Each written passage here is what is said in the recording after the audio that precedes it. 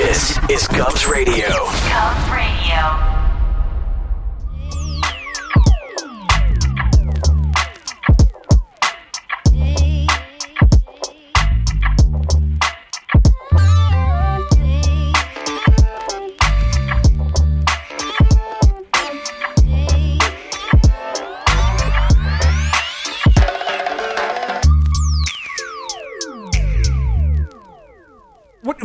What's your full-time job? I do cyber breach investigations. So. Well, all right, I knew you did something weird with computers. I used to be over. I knew you did something that had to do with the computer. How fucking old are you? You're 1,000? What's going on with the YouTubes? Doing those tubes? Yeah. I love the Netflix. Yeah. You're like in Rocky and fucking Creep. What cloud? You know? What's a cloud? That's me. Yep. What do you mean? What cloud? That's crazy.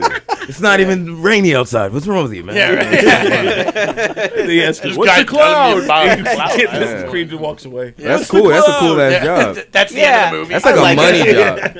Yeah, I was at the government for a long time, so I was there for 11 years, and then I left, and then what we do now is we investigate like the breaches you hear about on TV and stuff like so the ransomware attacks with like dark side and that stuff. Yeah, so we had a dark side case the same week as the Colonial Pipeline did, so we were dealing with the same group, the negotiations and the payment, and then the receipt of the key and stuff like that. It's nuts. I mean, the ransomware stuff.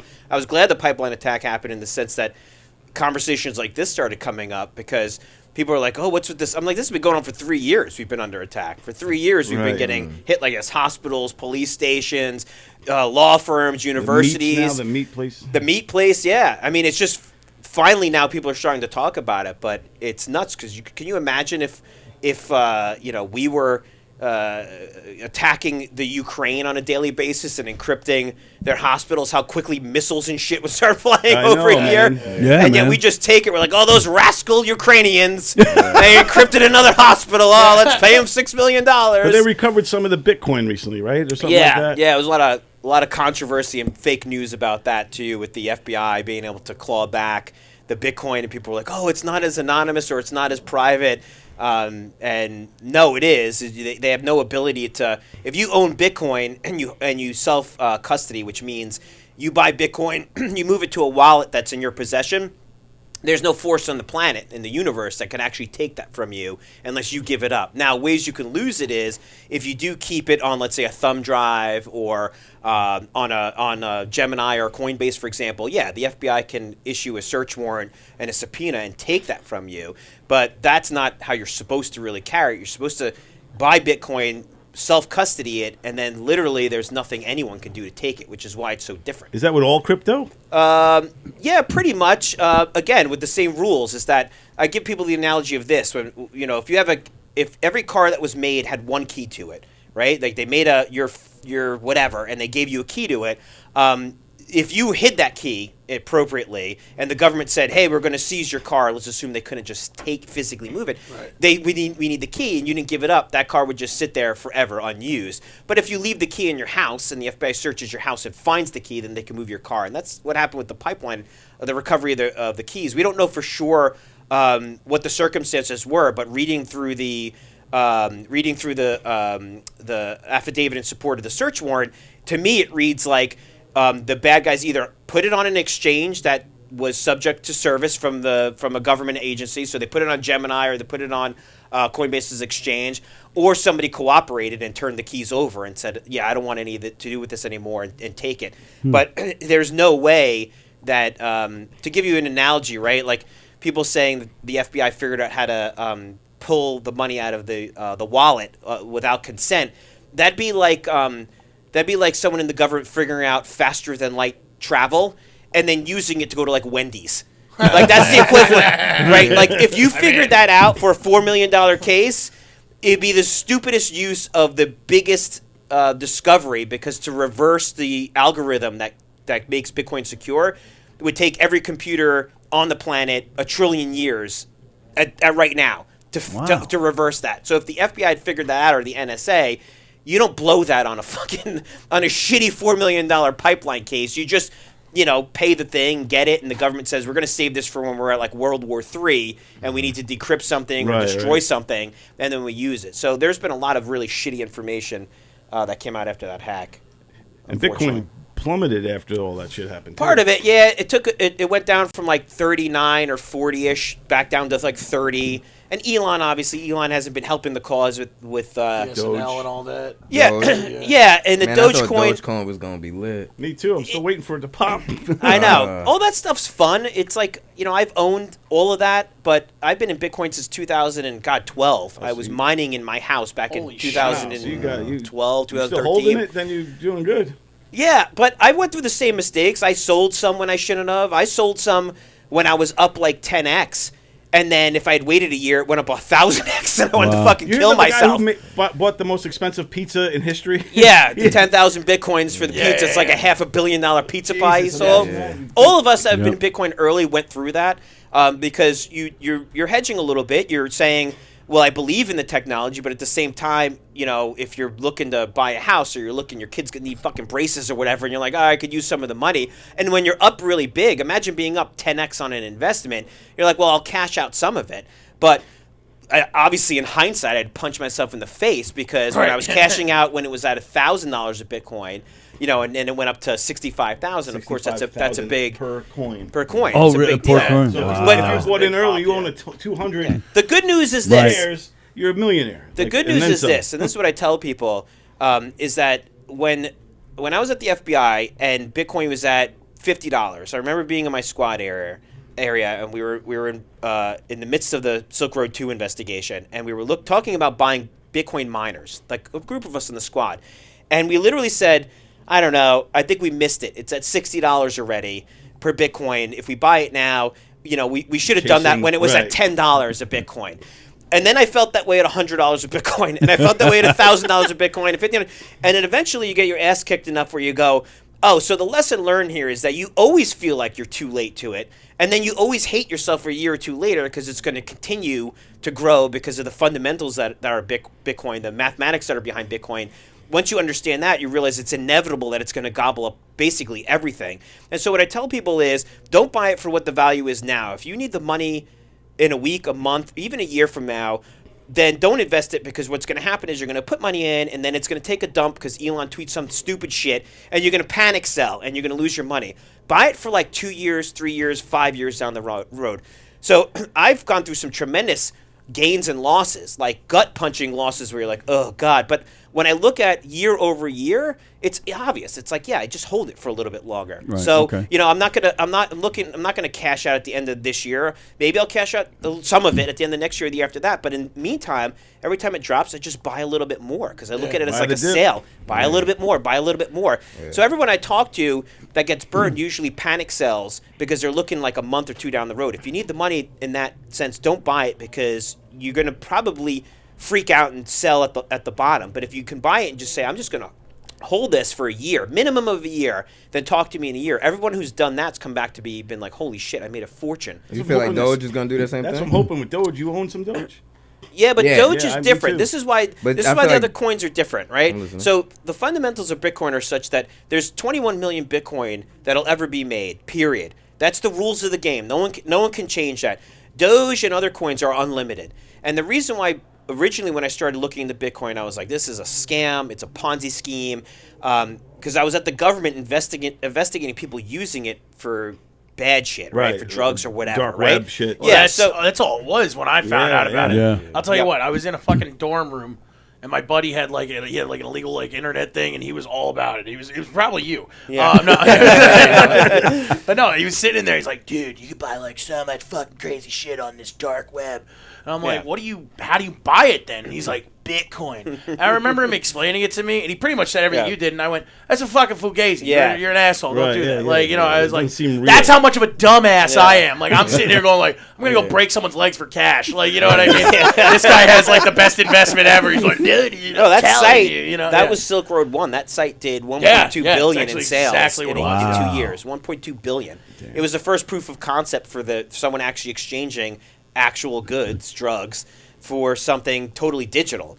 And so that regardless of what your opinion of him is, Ulbricht is, there's no doubt that his role in the evolution of Bitcoin was major because it was the first person who said, I'm actually going to trade real world shit for this digital thing. And people did it by the kilo. Yeah. I mean, this wasn't like a small time operation. $1.2 billion in sales. He made over $200 million in commission just running the site. Wow. So it's no joke. So when I started looking into that and saying, why would people willingly give up something of value, a nickel bag or a half of kilo or an ounce for something digital, unless it was secure? And then I started looking into it, realizing, oh my God, this thing is legit. This is a legitimate tool. It's a legitimate evolution in finance that can't be confiscated, that is anti-inflationary because there's 21 million period, and the government can't touch it unless you fuck up somewhere along the lines. And then the light bulb went off in my head, and I was like, oh my God, this is incredible. So I started mining Bitcoin at my house. Fucking my wife's like, why is the house 400 degrees? Like, those machines kick off a lot of heat. The electric bill went to $350 a month. Damn. I was in a tiny house at the time. Damn. Like, I moved it out to my garage. Like, all the paint and shit was like melting. Like, everything in the walls was all fucked up.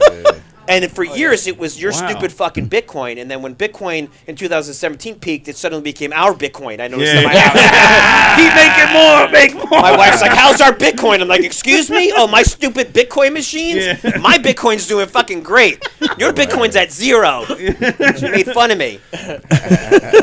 She's not watching. That's why he's talking like that. Yeah. I mean, you asked why anyone would trade like a nickel bag or an ounce or a kilo for something digital. It's because the quality of the drugs were fantastic. They were very good. So I read.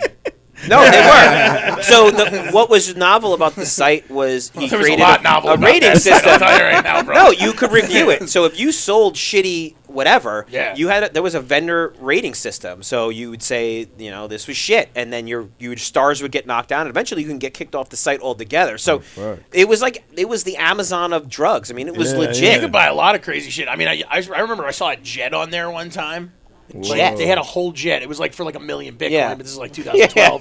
But it was like, you could buy a whole fucking jet from. It was from the UAE. They had burner cell phones. They had burner guns for a while. It was like it was really. I mean, it was sketchy. I remember seeing this, being like, oh, we're going to jail right now.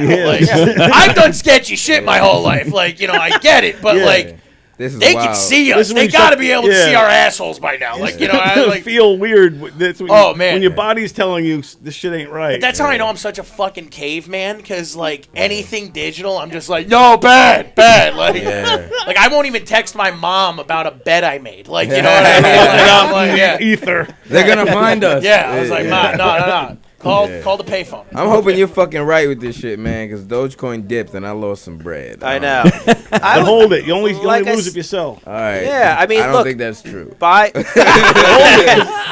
you buy it at? Because right now it's about like 36 cents. It's like 32 or 33, I think. I bought it at like 36. Yeah. When it was first at that, and then it jumped up to like 65, 70. Yeah. And I was about to say, I'm the fucking guy. Yeah, I was literally like a week and a half, 2 weeks within my first purchase, and so I was like, "Oh, I fucking made it!" Genius. And then I watched the SNL shit. I never watched trade. I watched this trade shit. I was there, like I can't wait because I thought the comedy gods were gonna bless me. I thought I'm a comedian. The comedy gods know who I am. I get jokes. This is a win. And I was like, wait. Sometimes jokes have misdirection. Oh no!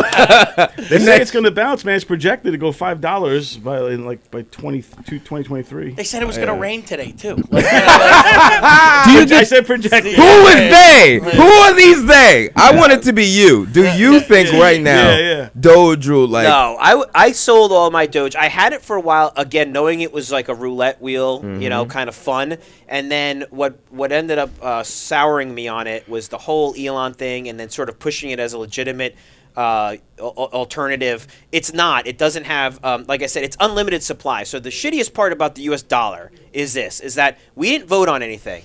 At the end of Trump's administration into Biden, they both put these stimulus, quote unquote, stimulus bills in, right? $1.9 trillion. What that means is they're printing up money, right? Passing it out, diluting all the value of the money we have. There's no way to create something like that, unlimited, without diluting what's what's in existence, right? And because the government can do this without asking us to do it, that means if you have $100, $1,000, $500,000 in your bank account, it means it's worth less today than it was before they printed that. And they don't have to ask you to do that. And so when they print up money, people go, it's free money. But if the money's not attached to labor and it's just handed out, it doesn't mean anything. Right. That's how Venezuela, well, there's money in the streets, right? When you go, how does it make it where it's like $30,000 for a fucking chicken sandwich in Venezuela? It's $30,000 because they print up money thinking that's going to solve it, but nobody's actually working for the money. And you can't fix poverty by just printing up money. The analogy I give is, if it was as simple as that, why don't we just print up college degrees and fucking hand them out to everybody? Right? Yeah. Why don't we just print them up? Oh, your college degree means you earn more. Let's just fucking hand them out. Yeah. The reason is because if there's no work attached to the degree, then it's valueless. It's a fucking piece of garbage. It's everyone's like got a degree. Money. It's it's Chuck E. Cheese bucks. Imagine everyone came in and was like, I went to Harvard. You're like, yeah, get in line. Everyone else went to fucking Harvard too, right? Everyone did. We all got Harvard degrees, right? So the money thing, the problem with governments is that they control the printing of the money, which I find offensive because that means if I save, I can be punished as a saver by you printing up money for people that aren't savers. For people that just spend money like shit, you'll just print up more money and give it to them, which makes my money worth less. The reason why Bitcoin is different than Doge is Bitcoin, the fundamentals of Bitcoin are such as 21 million, period. That's all there will ever be, which means it's anti-inflationary, which means 21 million divided by the world population.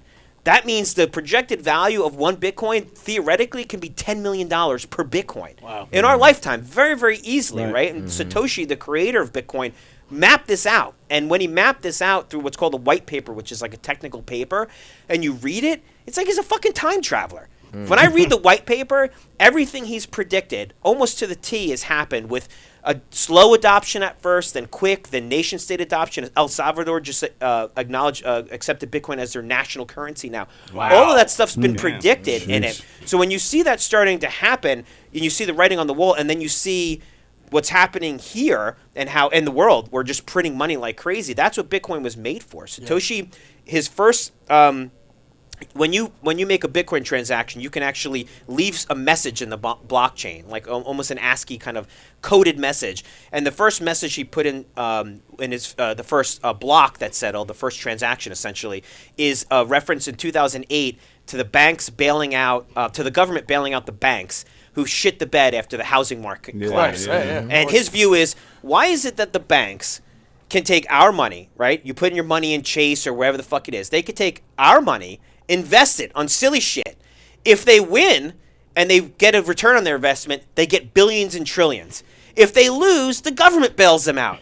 What kind of horse shit is that? Yeah, exactly. Right? Like you're going to the casino with my money, and if you crap out, you're like, hey, government, we're too big to fail. So you have to bail us out. And every single administration, whether it's Republican or Democrat, bails them out every single time. Bails them out, bails them out, bails them out. Why? You're using my money to make money. What do I get in return if you do well? Half of a percent on my savings account. You ever see that? Yeah, you made 16 cents. You're like, what the fuck am I going to do with 16 cents?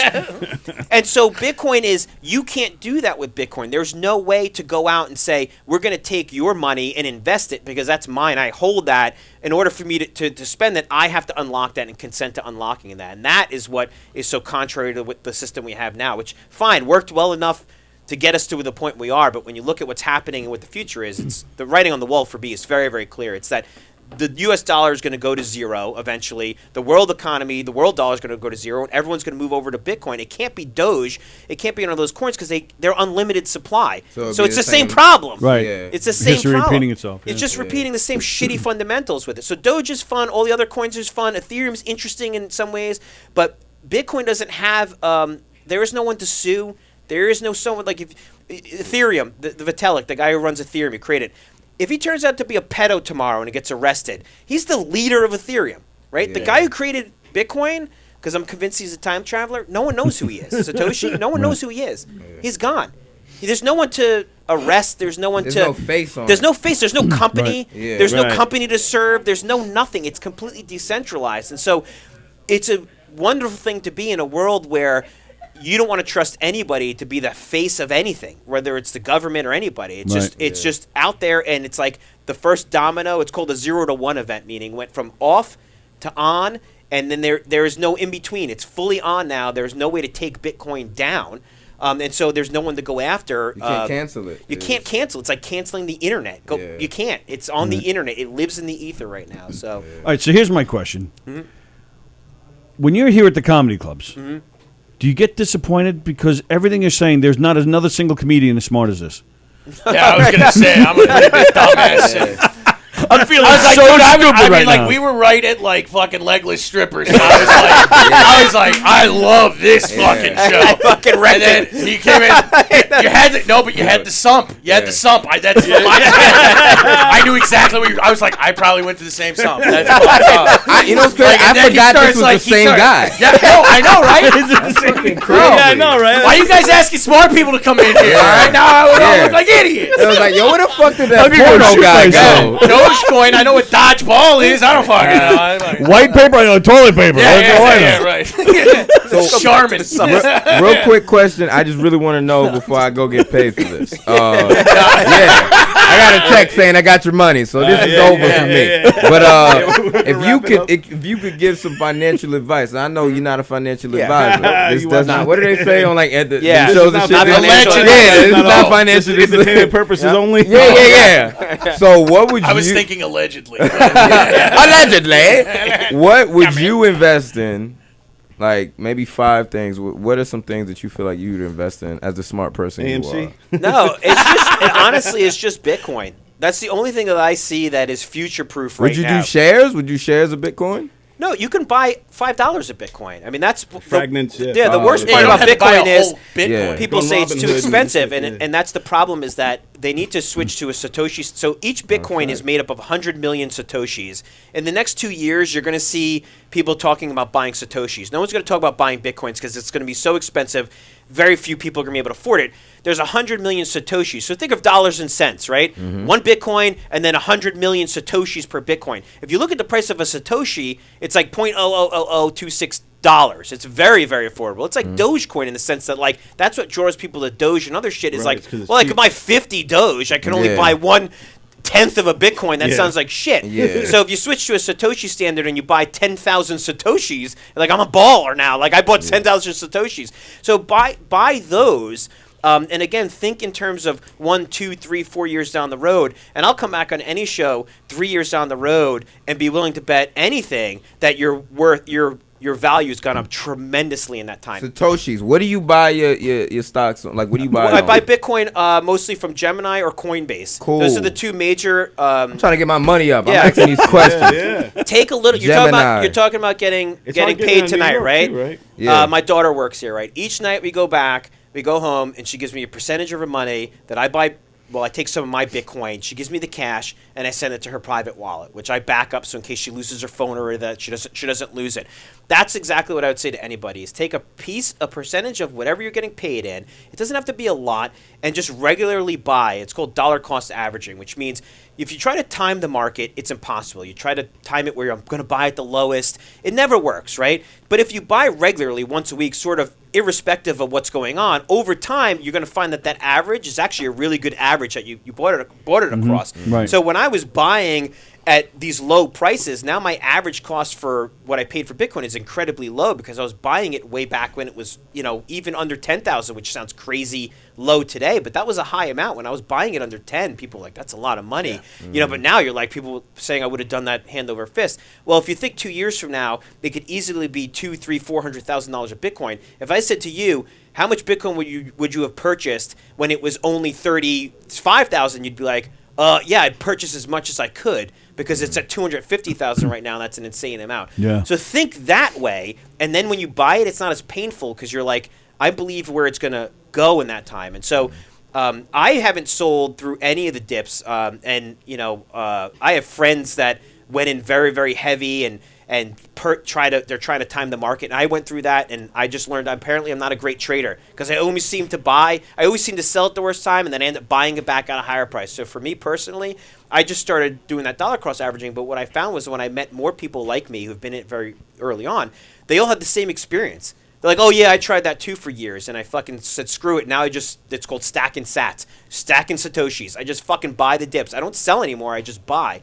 And when I do that, then when it hits high, people go, oh my God, you're so lucky.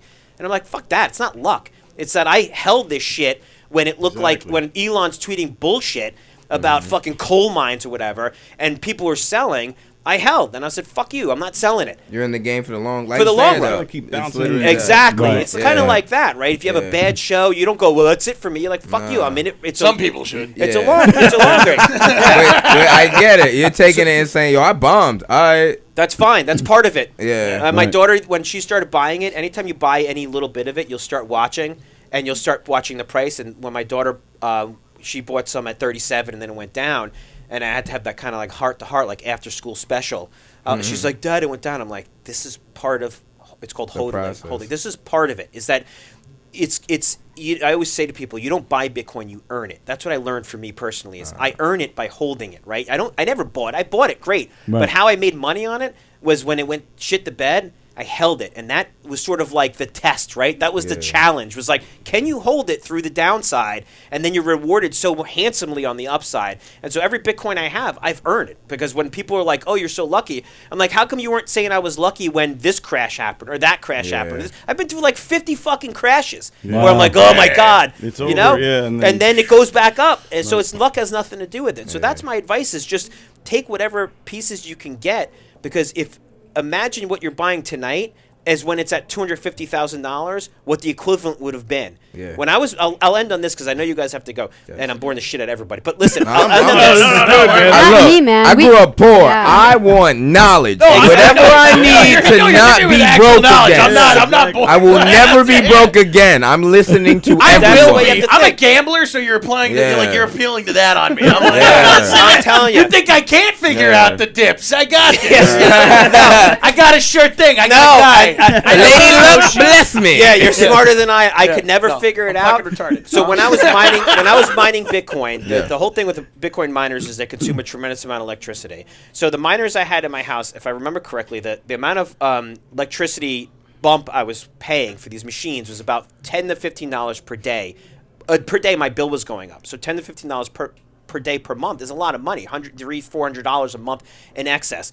What I was making in return when you mine Bitcoin, you're essentially processing Bitcoin transactions. You're getting paid very small amounts, but they add up like in the aggregate.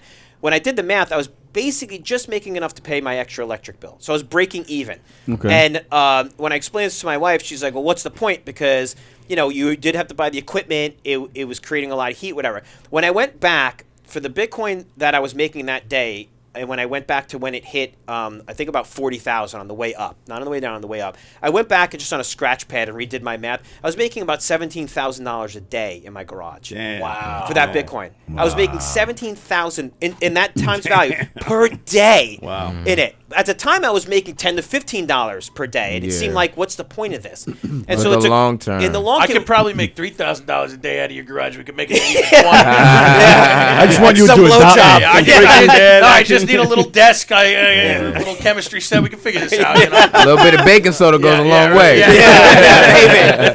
maybe. Maybe, but I hope the Yankees sign this. Maybe no. I just hope the Yankees sign this guy Sadoshi. That's all I know. Nah, I wrote that. I'm gonna invest in Sadoshi. Satoshi, Man. Satoshi. Cool. Man, Very that nice. came Spell. out weeks ago. Spell that one more time. Satoshi. Satoshi. And you could buy that like on Robinhood or something. You could buy Bitcoin on Robinhood, Coinbase. I went through Robinhood because you don't own it. You don't actually. There you go. I just learned this. You don't I own just learned this like a week ago that Yep. Robinhood is like they buy it on your behalf, kind of. You know what I mean? But the bank and Robinhood itself owns that shit. Well, right, he probably Coinbase, you own it. Right. That's what I've learned. If you buy it on Coinbase and you can move it out as Bitcoin on Coinbase, on Robinhood, unless they changed this recently, you can't move any of the coins out. You can cash out, and then you get the money in your bank account. And the reason why that's bad is that at some point when you start buying on Gemini or Coinbase, you should get comfortable with the idea, and I'll walk anybody through it. I'm thinking of doing like a podcast on how to self-custody because this comes up a lot, is after you get to whatever value on Gemini or Coinbase that is a lot for you, you should move it to a private wallet that you hold. And there's a lot of ways to do that. And then you own it, period. There is no anything else. The government could go to Coinbase and say, hey, Vinny's Bitcoin, they like, he moved it out 2 nights ago. That's it. There's nowhere they're getting Vinny's Bitcoin. They'd That have sounds to like come a to my great house. bar. Vinny's Bitcoin? Vinny's Yeah. Bitcoin. If you make enough money in It's my Bitcoin, first you comedy do it. special. That's what it'll be Vinny's called. Bitcoin. PayPal count as a Hey, wallet. welcome to Vinny's Bitcoin. You can pay with anything. He said his PayPal account is a wallet. Is PayPal PayPal safe? just switched over. I heard. I haven't checked, but so PayPal was the same thing. You'd pay cash. They'd show you what you owned in Bitcoin, but when you tried to move it off of PayPal, they just say you have to cash out. You can't move it to a private wallet. So any You can't service, move the Bitcoin itself. yes, exactly. So it's like a Yeah. bank. You're just putting money in, and they're holding it for you, kind of thing. But that's the antithesis of Bitcoin. Satoshi's vision of Bitcoin wasn't banks and stuff. It was that the power to the person, the individual holds the private key, and you don't need a bank. How Like does that- gold or something. Yeah, like it's there's only exactly a fine like amount of gold. If you held gold in your house, except the beauty of it is, unlike gold, if you tried to go on a plane with $1 million of gold bullion, there's going to be some issues with TSA, right? Yeah. You're Right. clanking bricks and fucking dropping stuff. The dogs are going to be barking. Tape it to your Yeah. fucking I've legs. traveled. Someone I've take you out. You can. I've traveled with millions of dollars in Bitcoin. Not mine at the time. I was when I was with the government.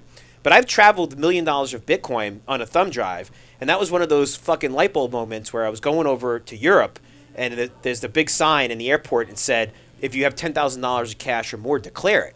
And I had like 2.5 million on a thumb drive, and this is early on. This was like 2014. So I go up and I'm thinking, this is kind of weird, right? So I throw my keys in the bucket. I throw my little USB drive on. It was an encrypted USB drive. And I go through, and they're like, you have anything to declare? Nothing, any cash? Nothing. And then I take it, I put it back in my pocket, and I was like, oh my fucking God. Yeah. There was 1 point something million on that thing, and this guy's completely clueless to it. Wow. And here's the even crazier part about it is, to actually access your Bitcoin, all you need to really do is memorize 12 unique words. They're called a seed mnemonic. So when you get a Bitcoin wallet, when you create it, and the app, it's going to say, here's your 12 words, write these down, this is the way you can recover your Bitcoin, which means all you need to do is memorize those 12 words. You can go anywhere in the world and sit in front of a computer and unlock your Bitcoin.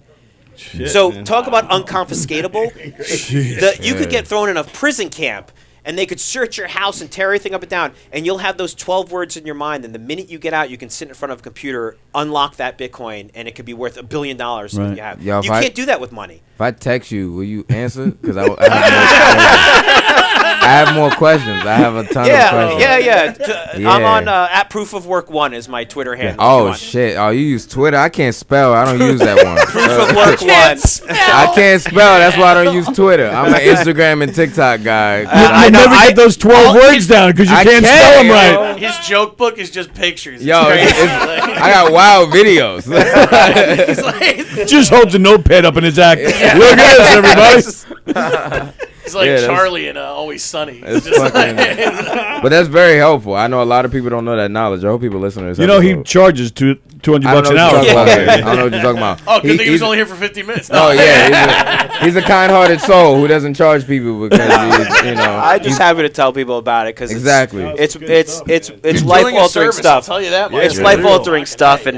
and it's so crazy to me to be. We're so early on in this that it's so exciting for me. You have to understand. Imagine knowing something or feeling something and learning something, and then for like 5 or 6 years, no one except for maybe a handful of people know what it is and talk to you about it. And then one day you come to a comedy club and someone says, "What about Bitcoin?" Right. It's amazing because you're like, Bitcoin. yeah, it's like imagine being back in like a fucking with cavemen and someone's like, I heard about Wi-Fi. You're like, oh my God, let's talk about Wi-Fi. Thank Fine. God. Yeah, That's what it's like. Not that you guys are cavemen, but it's like We are. Yeah, but we are, totally. it's one of those I things pick that things up and put them down. Yeah. you were around for the early stages of the internet, and it's the same kind of thing. Like once you realize, I always tell people go up on the internet, look up Bill Gates on when he's being interviewed by Letterman, and that'll give you kind of an idea of what I think it is. Where Letterman's busting Bill Gates' balls about the internet. It's early. It's like 94. Yeah. And he's like, what is this internet? And Bill Gates is like, it's like a computer network. And he's like,